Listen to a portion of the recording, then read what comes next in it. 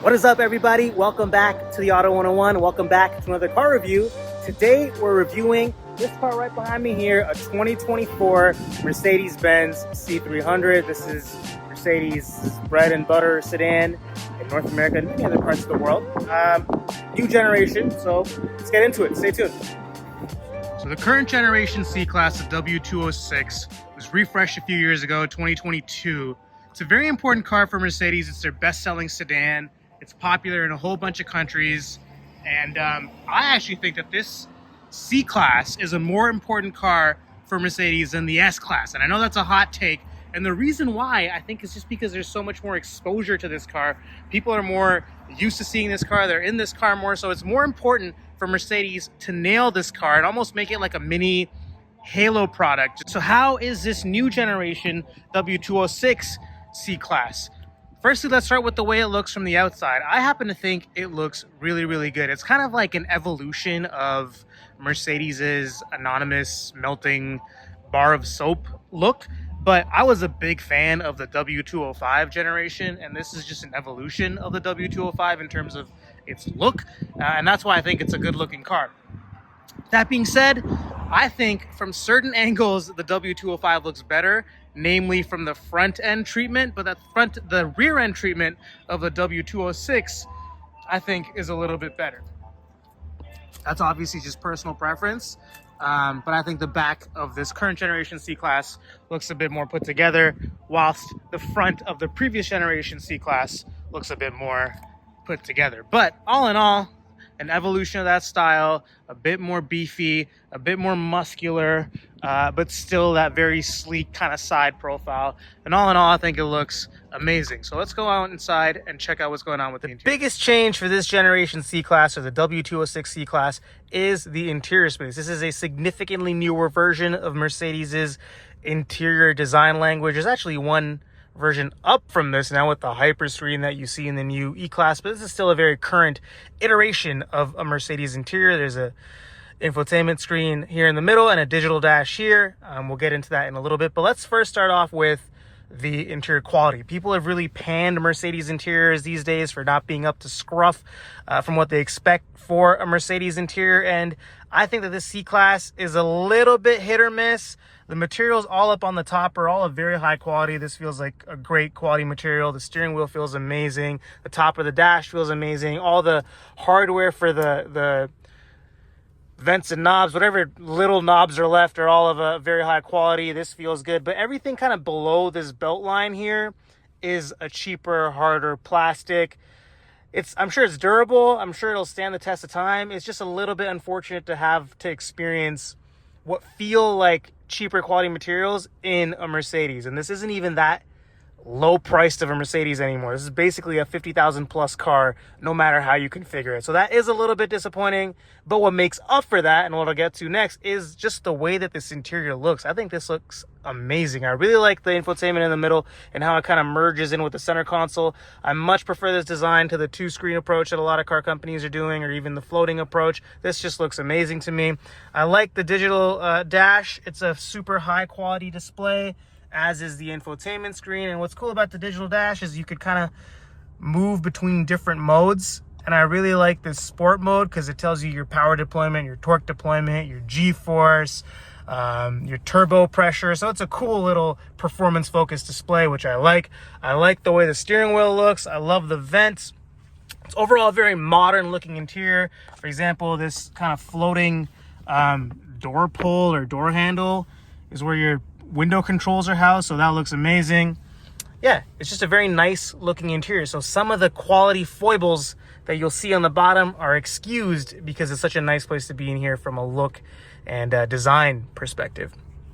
And then when we do talk about the technology, I think it actually works very well. When I first got into the car, I was a little bit overwhelmed with this MBUX system, but now that I got used to it a little bit, I actually prefer using this to some other infotainments because it deprioritizes the kind of icon based menu. This is all you'll see on the home screen from an icon perspective. So once you get over that learning curve, it's actually more simple to use than an infotainment that's just loaded with a whole bunch of home screen icons. So I really like this. I love this display, really customizable, high resolution, really nice. What I don't like is the touch capacitive buttons on the steering wheel. They're harder to use in the winter if you're wearing gloves. They get smudged up. I think they could do this look while still having physical buttons behind it. This whole kind of thing is one big touch panel. So that's basically my conclusion of the interior. Quality is a little bit of a downgrade. Interior design looks amazing, and infotainment and digital dash and all the technology works very well as well. So now that we're in the C-Class, let's talk about how it's like to drive and how the powertrain feels. I'm gonna focus on North America because there's a plethora of powertrains in the C-Class, but in North America there's really only 3 engine options, and they're all 2-liter 4-cylinders turbo, which has been a big point of contention for AMG fans. But we're not in the AMG today. We're in the entry-level model, which is a C300, and this car comes with an M254 2-liter turbo 4, 255 horsepower, very, very mild electrification, a very light, mild hybrid thing going on. And overall, I would say the engine is fine. It has good power delivery. It feels peppy enough in the day-to-day. It's good off the line, good passing power on the highway. So it's a great engine for everyday use. I think where it could use a little bit of improvement, or where it falls apart just a teensy bit, is in terms of refinement when compared with its competitors. The competitive set of this car is really the Audi A4 and the BMW 3 Series. The BMW 3 Series comes with a fantastic B48 2-liter turbo 4, and the Audi comes with the venerable Volkswagen EA 888. And both of those engines, I would say, are a bit more refined than the M254 in this C-Class. That being said, Mercedes has iterated upon the 2-liter turbo 4, and this new C-Class has the M254, like I mentioned, which is a more refined version of the M264, which is in the previous generation C-Class. I know I threw a lot of numbers and letters at you there, so hopefully that wasn't too confusing, but the summation is that it's a good engine for everyday use, but not as refined as its rivals. What are the other engines offered in the C-Class range? Those are also 2-liter turbo 4s, and they are from the M139 family. It's basically the same core design as this engine, but it's completely redone. They changed the orientation. The cylinder heads are all different. The fuel injection system is all different, and it's a specific AMG version of a 2-liter turbo 4. In the C43, it has a little bit less electrification, and then in the C63, it has significantly more electrification, a much more complex system.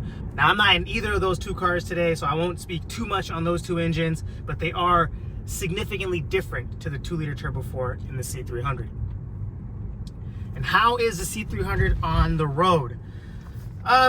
Very comfortable on the highway, as a Mercedes should be. It's soft over bumps, doesn't really float around from lane to lane, very planted, very centered, confidence inspiring.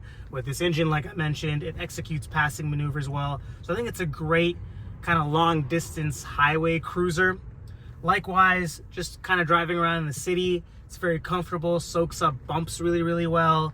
What I don't really like about this car is the accelerator pedal and brake pedal feel, because there's almost like a 5 to 10% mush or dead zone in the pedals when you're first putting your foot on the pedal, which takes a little bit of getting used to. Once you're more used to it, it's fine, but I like my pedals to be a bit more responsive. When it comes to back road driving and spirited driving, it's still a pretty composed car. It is an entry-level Mercedes C-Class, so it's not really optimized to be the best handling car, but it's still a very fun, kind of tossable car in back road driving. I haven't really directly compared it with a 3 Series. A 3 Series may be more fun, but I enjoy driving this car, so no complaint. All right, so in conclusion, what do I think about the C-Class as a whole? Firstly, I think it's great that Mercedes iterated upon the previous generation design, just personally because I was a huge fan of that design, and I think that this C-Class still looks very good, very refined and elegant, but still kind of sporty and muscular. I like the way the interior looks. I like the way the infotainment works. I don't really love some of the quality or material choice decisions in the lower half of the cabin, but still a great overall interior with a little bit of quirks and improvement opportunities in there. And then when it comes to the overall driving experience and the powertrain experience, I think it's a good package. It's a good all-rounder, maybe not the best at being a sporty car, but Mercedes has always been good at putting together all-around luxury vehicles, and I think that's what the on-road dynamics of this car really emphasize. Would I get this in this class? The competition includes, like I mentioned, the 3 Series, the A4, Lexus IS, Genesis G70. So there's a lot of competition out there.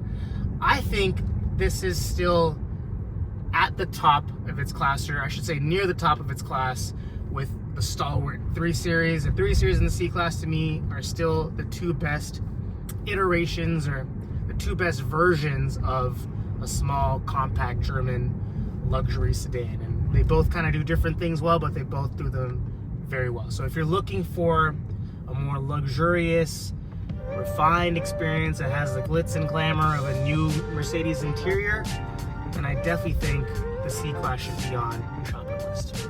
Let me know what you think in the comments below. Thank you for watching. I'd love to hear your thoughts, and stay tuned for the next video. Thanks.